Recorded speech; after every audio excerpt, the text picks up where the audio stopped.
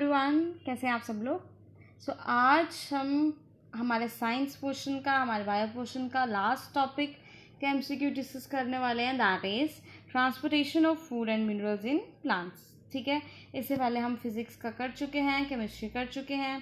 ठीक है, फिज़िक्स में हमने न्यूमेरिकल पोर्शन भी देख लिया है। तो आज हमारा रहेगा बायो का last topic, that is transportation. ठीक है, आज का लेक्चर स्टार्ट करते हैं। So question first is, the movement of the synthesized products from the leaves to the roots and other parts of the plant's body takes place through the phloem, right? And this process is known as, ठीक है, movement होता है हमारे products का leaves तक, ठीक है, and roots तक एंड अदर पार्ट्स तक, और किसके थ्रू होता है? फ्लोएम के थ्रू होता है।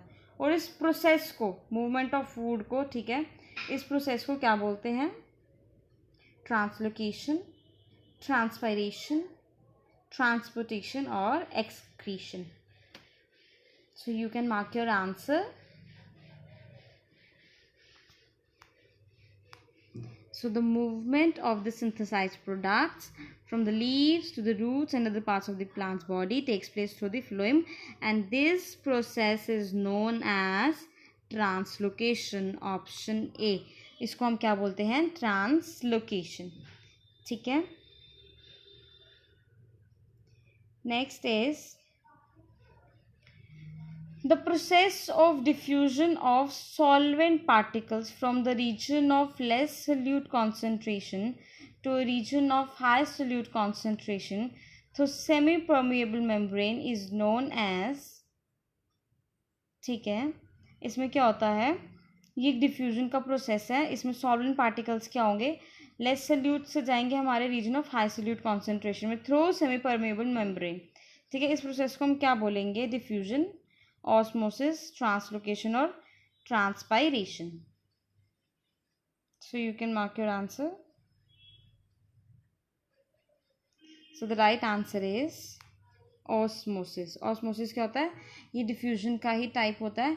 उसमें क्या होता है? लो टू हाई कॉन्सेंट्रेशन में जो होते हैं सोल्यूट पार्टिकल्स जाते हैं। बट ऑस्मोसिस में क्या होता है? सेमी परमिएबल मेम्ब्रेन होती है। सेमी परमिएबल मेम्ब्रेन का कॉन्सेप्ट आता है। ठीक है, सो जब सेमी परमिएबल मेम्ब्रेन आ गई तो उसको हम क्या बोलते हैं? Osmosis. Option B is correct. Next is plants use the energy stored in ATP. ठीक है, एटीपी की फुल फॉर्म आपको मेरे को बतानी है। ठीक है, ATP to accomplish the process of transportation of, ठीक है, प्लांट यूज़ करते हैं एनर्जी इन एटीपी किस प्रोसेस के लिए? Of transport, complete the process of transportation of, कौन से प्रोसेस ऑफ ट्रांसपोर्टेशन की? वाटर एंड मिनरल्स की, ऑक्सीजन की, वाटर, मिनरल्स एंड फूड, और food. So you can mark your answer. So the right answer is option number D, food. ठीक है, plant use the energy stored in ATP to accomplish the process of transportation of food. ठीक है, next is which plant tissue transports water and minerals from the roots to the leaves. ठीक है, water and minerals कहाँ से जाएंगे? Root to leaves. उसके लिए कौन सा टिश्यू रिस्पॉन्सिबल है? जाइलम, फ्लोएम, पैरेन्काइमा या फिर collenchyma. So you can mark your answer for this. So the right answer for this is option number A, xylem. Xylem करता है water and mineral, ठीक है, and phloem करता है food from leaves to other parts of plant, और ये करता है water and mineral from roots, ठीक है, to the leaves। ठीक है,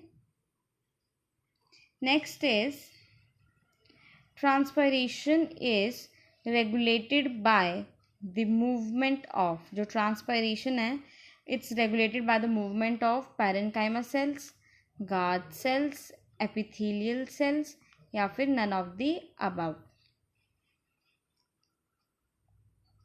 so इसके बारे में भी हम पढ़ चुके हैं लेक्चर्स में। ये मैंने आपको सारा डिटेल में करवाया हुआ है, जितना जितना एग्जाम पॉइंट ऑफ व्यू से इंपॉर्टेंट मैंने सारा कराया है। सो ट्रांसपायरेशन हमने देखा था कि क्या होता है? It's a loss of water, और लॉस ऑफ वाटर कहाँ से होता है? लीव से होता है। और लीव में क्या प्रेजेंट होते हैं? हमारे स्टोमेटा, ठीक है, जहाँ से एक्सचेंजेस ऑफ गैसेस भी होता है, और ये क्या होता है, वो भी होता है, वाटर का लॉस भी यहीं से ही होता है, ट्रांसपीरेशन, ठीक है। और स्टोमेटा किसे, उसकी ओपनिंग एंड क्लोजिंग कौन रिस्पॉन्सिबल है, गार्ड सेल्स। सो इसका आंसर आएगा option B, guard cells. So transpiration is regulated by the movement of guard cells. Guard cell से फिर कौन होता है, स्टोमेटा, और स्टोमेटा से ही एक्चुअल ये होता है, ठीक है। Next is transport of food materials in higher plants occur through, ठीक है। अब हमें ट्रांसपोर्ट करना है food material in high plants that occurs through flowers, companion cells, tracheid या फिर सीव एलिमेंट्स। सो किसकी वजह से होगा ये हमारा, इसके बारे में हमने पढ़ा था, पार्ट्स मैंने आपको बताए थे, जाइलम के ये पार्ट्स हैं एंड फिलोएम का ये है। उस हिसाब से सोच के देखो कि जाइलम के अंदर कौन से सब पार्ट्स थे हमने जो पढ़े थे, एंड फिलोएम के अंदर कौन से सब पार्ट्स थे, फिर उसके अकॉर्डिंग आप अपना आंसर मार्क कर सकते हो, ठीक है। So for this the transport of food materials in higher plants occur through sieve elements. So option D is correct, ठीक है।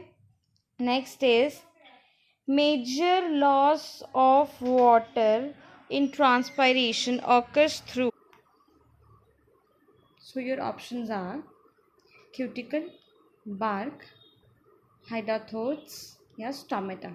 So the major loss of water in transpiration occurs through stomata. ठीक है, ये हमने पढ़ा था।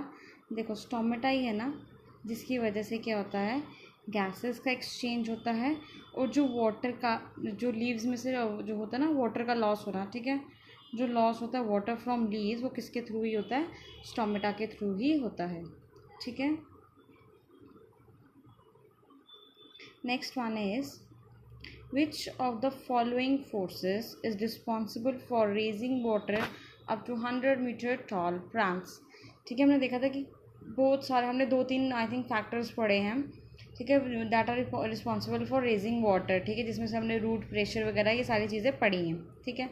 But अगर मैं बात करूँ जनरली 100 मीटर टॉल प्लांट्स की, अगर उस लेवल तक हमें वाटर पहुँचाना है तो कौन सा फोर्स रिस्पॉन्सिबल होगा, रूट प्रेशर, कैपिलरी एक्शन, ट्रांसपिरेशनल पुल या फिर एयर प्रेशर। ट्रांसपिरेशन पुल वही था जो अभी हमने देखा, लॉस ऑफ वाटर, ठीक है, जिसकी वजह से एक सक्शन पुल क्रिएट होता है, ठीक है।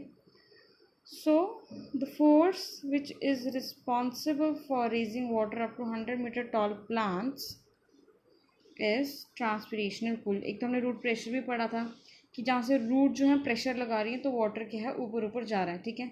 एक हमने पढ़ा था ट्रांसपिरेशनल पुल के बारे में, जिसमें क्या होता है, जैसे ये लीव्स हैं तो इसमें से वाटर जो होगा लॉस होगा, जिसकी वजह से क्या होगा, एक सक्शन पुल क्रिएट होगा। सक्शन पुल हमने उसी तरह से समझा था जैसे हमने स्ट्रॉ से हम जूस वगैरह पीते हैं, तो जब हम उसको सक करते हैं तो एक सक्शन पुल क्रिएट होता है जब हम सक करते हैं। वैसे जब ये लॉस होता है वाटर तो एक सक्शन पुल क्रिएट होता है, जिससे रूट से कहाँ जाता है, पानी अपवर्ड मूव करता है। So for 100 metre tall plants force responsible is transpirational pull. Next is transpiration is a process related to osmosis, diffusion, active transport या नन ऑफ द अबव। ठीक है, transpiration process is related to which of the following. So you can mark your answer. So the process that is transpiration, जहाँ पे water का loss होता है, is a process which is related to, yes, कौन सा आएगा, option B, that is diffusion, ठीक है, डिफ्यूजन होता है। Transpiration is a process related to diffusion, क्योंकि इसमें सेमी परमेबल मेम्ब्रेन की कोई ज़रूरत नहीं होती है, ठीक है। सो क्या आएगा हमारा answer, diffusion. Next is the rate of transpiration will dash if the atmospheric pressure is low. अगर एटमॉस्फेरिक प्रेशर लो होगा या फिर जो एटमॉस्फेरिक का टेम्परेचर है हाई होगा, ठीक है, उस केस में रेट ऑफ ट्रांसपिरेशन क्या होगा, इंक्रीज होगा, डिक्रीज होगा, स्टे अनचेंज्ड मतलब कोई फ़र्क नहीं पड़ेगा, या can't be determined, we don't know कि एटमॉस्फेरिक प्रेशर से रेट ऑफ ट्रांसपिरेशन को क्या इफेक्ट पड़ेगा। So you can mark your answer. So for this, if the atmospheric pressure is low, then the rate of transpiration will increase. ठीक है. On the other hand, if the atmospheric temperature is high, ठीक है, तो उस case में भी rate of transpiration क्या होगा, ज़्यादा इंक्रीज ही होगा. ठीक है, ज़्यादा इवेपोरेशन होगा ना, तो जब इवेपोरेशन ज़्यादा होगा तो सॉरी इवेपोरेशन कह रही हूँ, जब टेम्परेचर ज़्यादा होगा तो ट्रांसपिरेशन भी ज़्यादा होगा, वाटर का लॉस ज़्यादा होगा. ठीक है. सो एटमॉस्फेरिक प्रेशर व्हेन लो होता है तो हमारा जो रेट ऑफ ट्रांसपिरेशन वो क्या होता है, इंक्रीज होता है. ठीक है. सो विद दिस हमारे जितने भी टॉपिक्स थे साइंस के, उन सभी के सभी टॉपिक्स का हम MCQ डिस्कस कर चुके हैं. अभी भी अगर आपको किसी भी पर्टिकुलर टॉपिक में प्रॉब्लम है तो आप वो कमेंट सेक्शन में लिख के बता सकते हैं. ठीक है. सो आज के लिए बस इतना ही. Thank you class.